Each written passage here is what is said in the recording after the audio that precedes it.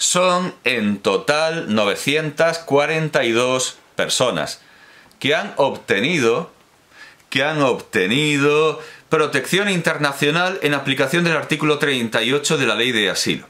Se trata de 314 mujeres, 277 hombres y 345 niños que residen ya en España gracias al trabajo de las embajadas de España en Islamabad, Teherán, Abu Dhabi, Ankara, podríamos decir Angora, para quien sea, Nueva Delhi, o también podemos decir, hay que no llama Delhi directamente, se come lo del Nueva. Por esto me reía. Nur-Sultán. ¿Qué es esto de Nur-Sultán? Bueno, Nur-Sultán es Astana, que llevó ese nombre por culto a la personalidad. Por culto a la personalidad a la que en teoría se oponía el homenajeado, y luego al final pensaron que eso era una vergüenza y volvieron a llamarla Astana. Y Moscú. Las delegaciones diplomáticas han colaborado activamente en las labores de evacuación y traslado de todos ellos y continúan gestionando las solicitudes de otros ciudadanos afganos.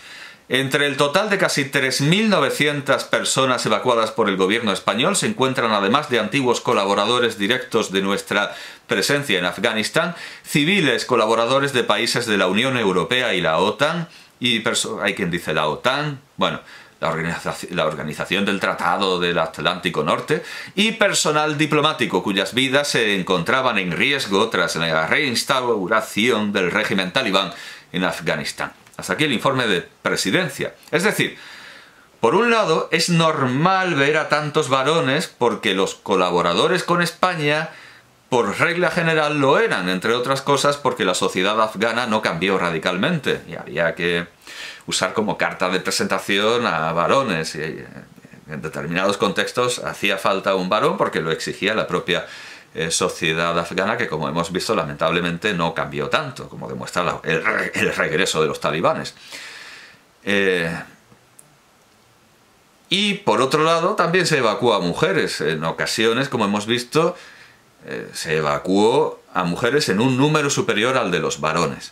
También hay mujeres en las pateras y cayucos, y teniendo en cuenta que la inmigración ilegal está en manos de las mafias, los ultraderechistas que no las encuentren trapicheando por las calles o en los invernaderos, quizá deberían buscarlas en otras calles o en los prostíbulos, donde sin duda se encontrarían con muchos progresistas. Vienen mayoritariamente hombres, sencillamente porque así lo organizan las mafias. Si quisiera invadirnos alguien sería Marruecos, y Marruecos necesitaría mujeres y niños para usarlos de escudos humanos, como en la Marcha Verde, y como hace sin éxito alguno jamás, porque los escudos humanos resultan disuasorios en Europa, mientras la gente mira, pero en Israel no. Pero los inmigrantes con obediencia al sultán y califa de Marruecos son una minoría, y también los que obedecen al pseudocalifato de Irak y el Levante. Y la mayoría de los inmigrantes, que además la mayoría de los inmigrantes no son africanos, la mayoría de los inmigrantes ilegales no son africanos, sino que vienen de los países iberoamericanos con un permiso, se les pasa el permiso y se quedan como inmigrantes ilegales. O sea que hagamos un cuadro realista, solo que claro, como hablan español, se buscan un trabajo, pues no se perciben como un problema. Lo que pasa es que claro, de África viene gente que tarda más en adaptarse porque algunos no dominan el idioma, algunos no quieren dominar el idioma. Eso también hay que... vamos a ver, pobrecitos, es que algunos son como los turistas que llegan a cualquier país y piden una cerveza en su idioma, como si creyeran estar en su casa. No entremos, claro, en esto de refugiados, bienvenidos, turistas a la calle, también es un sinsentido. Hay que cumplir las leyes. Lo que hay que hacer es cumplir las leyes, y si las leyes no funcionan, como ocurre con los impuestos, que aquí defrauda a todo el mundo, desde la máxima institución del Estado, desde la máxima magistratura hasta los partidos del cambio, hasta Monedero, y Echenique no da de alta en la seguridad social y luego dicen, no, es que estamos muy oprimidos. Sí, ya. Pues si las leyes no las cumple nadie, habrá que cambiar las leyes, pero no se puede decirme, como dice Echenique, yo me salto las leyes porque estamos muy mal y no hay excusa para saltarse las leyes cuando uno es legislador, cuando uno es diputado y uno es legislador, tiene que proponer cambiar la ley. Todavía alguien que no tiene ese poder de decisión, pues vale, puede estar justificado, pero alguien que es legislador y ve que la ley es injusta tendrá que cambiar la ley, tendrá que proponer cambiar la ley. Y encima ahora están en el gobierno. Como digo, la mayoría de los inmigrantes africanos, pero por supuesto también la mayoría de los inmigrantes, la mayoría de los inmigrantes en general y en absoluto, tienen sus propios intereses, que pocas veces tienen que ver con dominar la península, sino más bien con acabar en Canadá o Suecia. Eso es lo que quieren los inmigrantes africanos, en su inmensa mayoría. Hay ultraderechistas muy convencidos de que solo vienen hombres, lo que no es verdad, como ya hemos visto, porque quieren reemplazar la raza. He buscado maneras sutiles de expresar este concepto tan poco sutil y no sé si reemplazar la raza es moderadamente aceptable, pero siempre será mejor que preñar a todas nuestras mujeres. Parecen olvidar o desconocer, lo cual no sería demasiado sorprendente, cómo se hacen los chiquillos. Para procrear no solo hace falta un varón, por más que en su imaginación vean a los no europeos como penes andantes con poder hiperfecundante, a pesar de que el prejuicio contra los asiáticos siempre ha sido el opuesto. El reemplazo racial solo con varones es imposible, ya que dentro de los europeos que podemos calificar como blancos, los racistas que postulan la teoría del llamado gran reemplazo son una minoría. He visto un buen ejemplo de este mermado... Expliquémonos. He visto un buen ejemplo de este mermado colectivo en una respuesta a mis vídeos anteriores, llena de desatinos, cuya proposición, hablando en términos quintilianeos, era esta. Pónganme a mí las mismas condiciones que les damos aquí a los regatistas. Nota a pie de página. Entiendo que esto es un torpe juego de palabras por el hecho de que los inmigrantes africanos vengan en cayuco. Que sigue hablando esta lumbrera de Occidente, esta luminaria potentísima, que te digo yo que en pocos años te pongo este país lleno de niños blancos, rubios y de ojos azules como yo. El mensaje me resultó bastante sorprendente porque su cuenta con 8 seguidores y ningún vídeo usaba como imagen de perfil una foto de Jordan Barrett. En un principio me resultó chocante porque dudaba yo mucho de que su aspecto físico y su higiene personal se parecieran remotamente a los de Jordan Barrett, y porque probablemente lo más blanco que tendría sería el llamado requesón, así llamado por cierto por Kenzaburo Owe. Pero al curiosear en Seventeen, esa novela sobre la extrema derecha, Seventeen, pero al curiosear sobre este modelo buscando alguna improbable declaración de Jordan Barrett sobre la teoría de la conspiración del plan Kalergi, vi que Jordan Barrett es un inmigrante australiano en España que se ha casado aquí con otro modelo masculino, así que no parece que tenga mucho interés por llenarlo todo de churumbeles de ojos azules. Para el colmo de paradoja, el anónimo aspirante a repoblador, como en el chiste de Juan Valera, solo seguía en YouTube, en Cuentos y Chascarrillos Andaluces. Este supuesto repoblador solo seguía en YouTube cuentas de hombres musculosos hormonados que seguramente revelarán la hispanidad en sus genitales, porque tendrán las dimensiones de un garbanzo y eso es muy hispánico.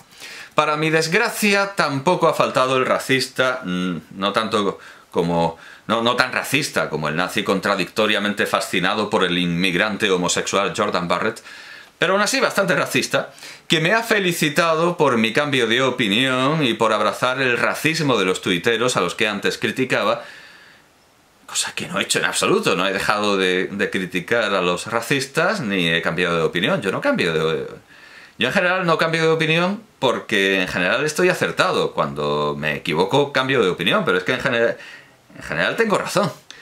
A menudo me escribe gente diciendo que Fortunata Pájaro o el glotón de Wall Street van a salvar a España. Pero bueno, el chiste se cuenta solo. No todos los espectadores que me felicitan, lo hacen porque me haya vuelto racista, según ellos. También los hay, aunque sean minoría, que me reprochan por supuestamente serlo, lo que indica no que la mayoría de mis espectadores sean racistas, sino que la mayoría de quienes no son capaces de entender lo que digo, lo son. Me reprocha un espectador que diga inmigrantes ilegales, porque eso no está sostenido por nuestras leyes y porque, además, ningún ser humano es ilegal. Bien, eso lo llevo yo diciendo desde los años 90. Siempre he sostenido que ni un ser humano, ni un animal, ni una mercancía pueden ser ilegales, aunque su tráfico pueda serlo. Y en el caso de los seres humanos, entender que hablar de inmigración ilegal vierte contenidos negativos contra el inmigrante es como suponer que hablar de abuso de menores vierte contenidos negativos contra los menores. Es cierto que nuestro Código Penal no habla de inmigración ilegal sino clandestina, aunque no sé si se gana mucho hablando de clandestinos en lugar de inmigrantes clandestinos en lugar de inmigrantes ilegales. Suena a banda pop de medio pelo de todas formas.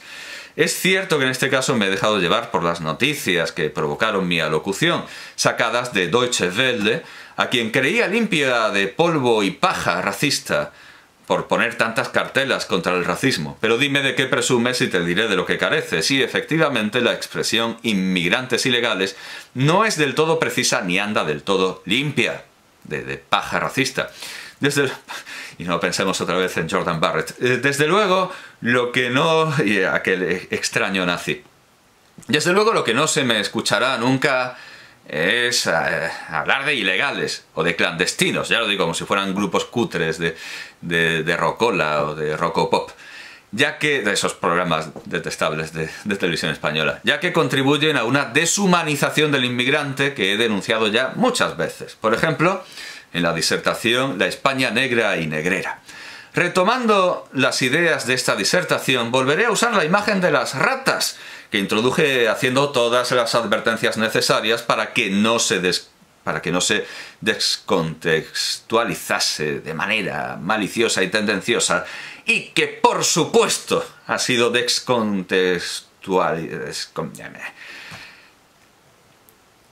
Si estuviéramos en el siglo XIX lo habría escrito con S y Santas Pascuas. Y ahora vendría García Calvo a decirme, ¿lo ves como no hay que pronunciar la X? Ya, pero mientras escribamos la X, habrá que pronunciar la X. Es lo de Echenique con la Seguridad Social. Mientras escribamos la X, pronunciémosla. Si no queremos pronunciarla, y quizá tendría sentido no pronunciarla, cambiemos la ortografía. Como decía, hice di todos los circunloquios, hice todos los preámbulos, y establecí el prologus Galeatus, para que no se descontextualizase lo que evidentemente ha sido descontextualizado de manera maliciosa. Por supuesto que lo ha sido, y tendenciosa. Con riesgo mío de acabar como el molinero de Il Formaggio e i Vermi de Carlo Ginzburg, que hizo este molinero una analogía semejante, si bien se lo persiguió por razones diferentes. Paradójicamente, decir que el hombre es el verdadero virus para el mundo y que la Tierra, o Pachamama, necesita descansar, se considera una afirmación progresista. Ellos se pueden decir que el ser humano es una plaga. Y el obispo de Eger, en Hungría, Gabriele Rangoni, para retratar la crueldad de Vlad III, Drácula, el empalador, le contó a Sixto IV que, estando en la cárcel, descuartizaba y empalaba a los ratones que entraban en su celda, connotando con esto que tenía aún menos derecho a hacerlo con los turcos, a pesar de que fueran invasores, enemigos de la cristiandad, etc., y a pesar incluso de que ellos también lo hicieran. Una parte de los estadounidenses, que parece ser relevante a la hora de votar, piensa que a alguien que está donde no debería estar se le puede hacer de todo, que es como si no existiera, que torturarlo y exterminarlo es como hacerlo en la ficción sobre un papel. Esa idea es compartida por cierto número de europeos que, afortunadamente, no parece ser relevante a la hora de votar. Aparentemente es fácil ver que es inmoral causar sufrimiento innecesario a un animal solo por meterse en nuestros dominios, aunque el animal sea considerado una plaga, y aun cuando la ley no lo prohibiera. Las leyes poco a poco van prohibiendo estas cosas, aunque de manera parcial, y digámoslo con un término progresista, claramente especista, porque la Ley de Bienestar Animal española, con una redacción tan desastrosa como la llamada Ley del solo sí es sí, impide matar a una rata en casa, pero permite ahorcar a un galgo en el campo, y obliga a esterilizar a los gatos. Pero en realidad no es tan fácil, porque como decíamos en la España negra y negrera, algunos de nuestros juristas no lo tenían claro con los propios seres humanos, ya que sostuvieron en sede judicial que un inmigrante clandestino no tiene derechos laborales y por lo tanto no había indicio de delito en hacerle firmar y cumplir un contrato de esclavitud. No hablamos ya de los delincuentes que dispararon contra inmigrantes como si fueran piezas de caza, ni de quienes los explotaron hasta la muerte, sino de los doctos jurisperitos que deberían haber protegido sus derechos fundamentales, o por lo menos humanos, que toda recta doctrina verá que no son inexistentes, porque la entrada clandestina en un país no supone la pérdida de la humanidad. Evidentemente los derechos son muchos, los estados no logran garantizarlos ni a sus propios ciudadanos, y de momento nos tenemos que conformar con que se cumplan de manera parcial, pero todo llegará. Volviendo al ejemplo de los animales, habrá un día en el que nadie soportará tener a sus animales castrados y atados con una cadena, y habrá un día en el que nadie soportará ver gente durmiendo en la calle, aunque es de temer que la indignación por los animales llegue antes que la indignación por los humanos. Manuel Fraga, en El nuevo anti-Maquiavelo de 1962, escribió: «Desde San Agustín está bien claro que la felicidad humana no es de este mundo. En vano nos la ofrecen los falsos evangelios que ponen fin a la historia en un milenio progresista o comunista. Los paraísos terrenales se cerraron al empezar la historia. Pero el Estado tiene un fin moral. Sin dejar de ser un artefacto humano lleno de imperfecciones, es un instrumento de la ciudad de Dios. Cómodo es decir esto bien alimentado y decentemente vestido, con defensas razonables contra la enfermedad, mientras millones de hombres carecen de lo más elemental. Pero de nuevo hay que repetirlo. En este mundo muchos problemas no tienen solución. E incluso lo que Oriou llamaba la ciencia social tradicional profesa cierto pesimismo. Y cita a Oriou: «Las cosas marchan siempre peor de lo que cabría esperar». Hasta aquí Fraga, pero en realidad San Agustín, a quien cita para decir que esto es la ciudad de los hombres y que no podemos esperar que esto funcione como la ciudad de Dios, San Agustín también sostuvo, precisamente en la ciudad de Dios, que el mundo había mejorado y que mejoraba gracias al cristianismo. Y es fácil demostrar que San Agustín tiene más razón que Oriou, si añadimos, claro, al cristianismo las ciencias desarrolladas durante ese periodo de la civilización, el periodo de la civilización cristiana. Corremos el riesgo de coger a través, de coger por donde quema, de coger por donde pincha, de coger de través la frase evangélica de que a los pobres siempre los tendremos con nosotros y pensar que también nos acompañará siempre la guerra, la esclavitud, la prostitución, el robo, la tortura y el asesinato. Pero hemos visto vencer imposibles más difíciles, como precisamente los infinitos mayores que otros infinitos cuyo postulado le parecía absurdo a Spinoza, o los diamantes sintéticos con los que fantaseaba Marx, o el análisis químico de la composición de los planetas que le parecía imposible a Comte.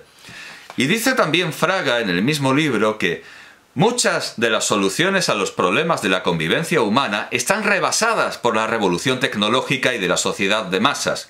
Ya Tocqueville, a quien ya hemos citado, perdón por meter mi nota en Fraga, está hablando Fraga, ya Tocqueville sentía la necesidad de cita de Tocqueville, una ciencia política nueva para un mundo completamente nuevo. Y en puridad, ya Goethe había advertido que el mundo contemporáneo no podía seguir dependiendo de los planteamientos antiguos del derecho romano, en el que, por cierto, está como una verdad incuestionada, como si fuera algo inamovible, el esclavismo.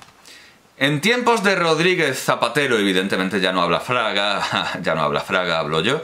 En tiempos de Rodríguez Zapatero hubo bastantes intentos desde las televisiones de derechas para demostrar que Rodríguez Zapatero estaba llevando a España a la ruina más absoluta, con errores absolutamente ridículos, porque los mendigos que mostraban estos documentales recibían limosna en pesetas, cuando la moneda española era ya el euro. Esto tuvo es más, es que todo el gobierno de Zapatero se manejó con el euro, que había introducido Aznar, y esos anuncios, creo que con plastilina en stop motion de la familia de los García, que son como el precedente de los Alcántara. Y evidentemente, si nos decían que un documental en el que salían pesetas era un reflejo del gobierno de Zapatero, pues era evidentemente mentira. Esto tuvo su eco en las redes sociales, y vi una vez las imágenes de unos niños de la calle, rubios y con los ojos azules, durmiendo entre cartones, con las típicas acusaciones contra el gobierno de Zapatero. Esto nos ha llevado el gobierno de Zapatero. Inmediatamente detecté la mentira, porque en España no hay niños de la calle.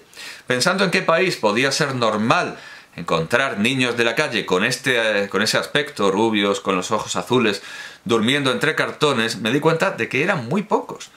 Podría ser Bielorrusia, pero en Bielorrusia es inviable dormir en la calle. Deduje que sería Irán. Y no me costó encontrar el artículo de donde procedían las fotografías, sobre el grave problema de los niños de la calle en aquel país que desde luego no es pobre, pero está gestionado por una tiranía. Si nos vamos a la gloriosa España de antes, la de los Austrias, según la historiografía franquista, antes de que llegaran los Borbones a estropearlo todo, a borbonearlo con sus masones, encontraremos a Quevedo, el más acabado ejemplar de la extrema derecha hispana, aunque lo he visto llamar woke, woke, hay gente que sabe inglés y lo pronuncia así que digamos woke, por meter... Yo no usaría esta expresión, pero ya digo, juro que he visto a gente que da clase, que tiene alumnos, he visto llamar woke a Quevedo por meterse con los toros, sin importar que fuera por una razón de extrema derecha, como considerarlos cosa de moros. Quevedo escribe al duque de Medinaceli, entre una noticia sobre el duque de Lerma y otra sobre el conde de Moctezuma, pero hoy no toca hablar de la leyenda negra. Sí, los Moctezuma conservaron, sí, bueno, eso fue objeto de otra disertación. Escribe Quevedo, entre noticias sobre Lerma y sobre Moctezuma, que aquí hace tiempo ciego, que es menester luces a mediodía.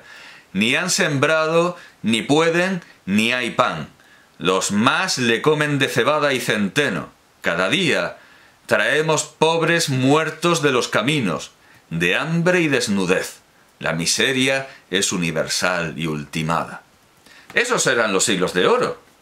En el siglo de las luces, que sucede a los siglos de oro, era común encontrar ahorcados y potenzas con cuartos de criminales a la entrada de los pueblos y también en sus plazas mayores, a la siniestra sombra de la picota o el rollo. Y ya en tiempos de los Borbones, otro Quevedo, cuando los Borbones por supuesto entran con el siglo de las luces, pues en los siglos que suceden a los Borbones, otro Quevedo, más modesto, Pedro Quevedo, el párroco de San Bartolomé de Tirajana, escribe: se hallan muertos por los caminos sin otra enfermedad que la hambre, y a muchos se les ha dado sepulcro en los pagos por no haber personas que se hallen en disposición de conducirlos al camposanto.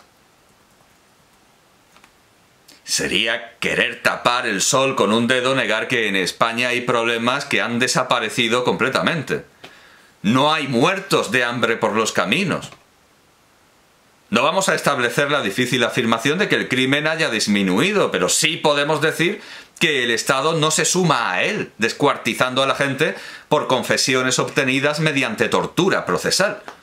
Y ya no hay niños de la calle, como los que pintaba Murillo, ni usados en la mendicidad como describía no hace tanto Alfonso Sastre en La taberna fantástica. No se deja que los niños sean ciudadanos, residentes, no se deja que los niños, y no importa, o sea, ya sean ciudadanos, residentes o inmigrantes clandestinos, no se deja que duerman en la calle. Y es de desear que esos derechos se extiendan de los niños a los adultos y de España a cada vez más naciones. Naturalmente no podemos felicitarnos por esto, como diría el señor Lobo en Pulp Fiction, y tenemos que moderar nuestro entusiasmo, como diría Larry David, porque esto nos lleva a una situación inmoral.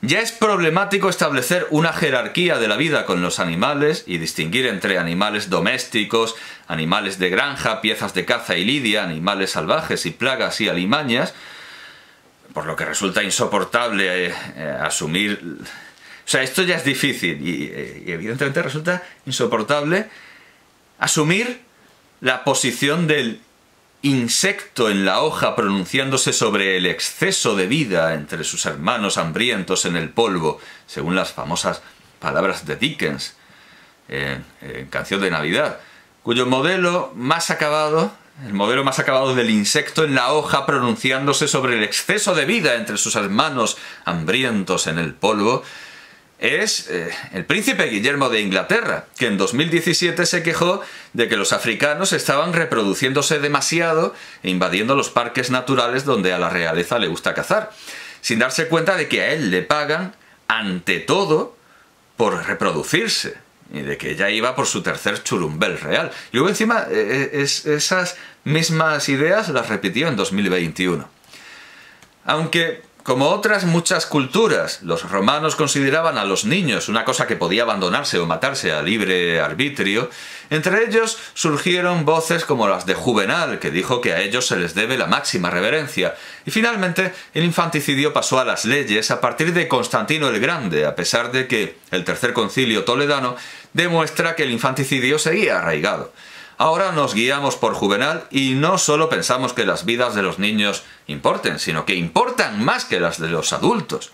Y no solo eso, después de muchas oscilaciones, el libro de 2022, Death Control in the West, 1500, 1800, Sex Ratios, bueno, no, porque no es latín, sería raciones. Sex Ratios in Baptisms in Italy, France and England, coordinado por Gregory Hanlon, demuestra que mientras que en Mézin se dejaba vivir a los varones, bueno, entonces se diría Mézin, en Parma se prefería a las niñas para poder casarlas con un rico. A pesar de estas oscilaciones, hemos acabado considerando que las vidas femeninas importan más que las masculinas, algo sobre lo que existe una extensa bibliografía desde el libro de 1975 de Ernestine Friedl, Women and Men, en Anthropologist View, y que la extrema derecha ha asumido de forma científica. Esto de que la vida de las mujeres vale más que las de los hombres, lo ha asumido de manera científica y sin más bibliografía que los memes que sostienen desde la hoja y mirando a sus hermanos enterrados en el polvo, que los varones deberían quedarse en sus países muriendo por sus patrias, sin importar cuáles sean ni son sus tiranías, sin importar cuáles son sus patrias, ni si son o no tiranías, y ceder siempre su puesto a las mujeres. Deberían venir mujeres, porque la vida de las mujeres vale más que la de los hombres. Y esto lo asume la extrema derecha cuando le conviene. Eso no quita que deba perseguirse el fraude de ley que cometen los inmigrantes que se hacen pasar por menores de edad teniendo más años que el campo. Y a los que no se les hacen las pruebas biométricas que sí se hicieron a los futbolistas, porque ahí había mucho dinero en juego, y no solo algo tan vulgar como el cumplimiento de la ley, las pruebas que sí se hicieron a los futbolistas de origen camerunés, Joseph Marie Minala y Youssoufa Moukoko.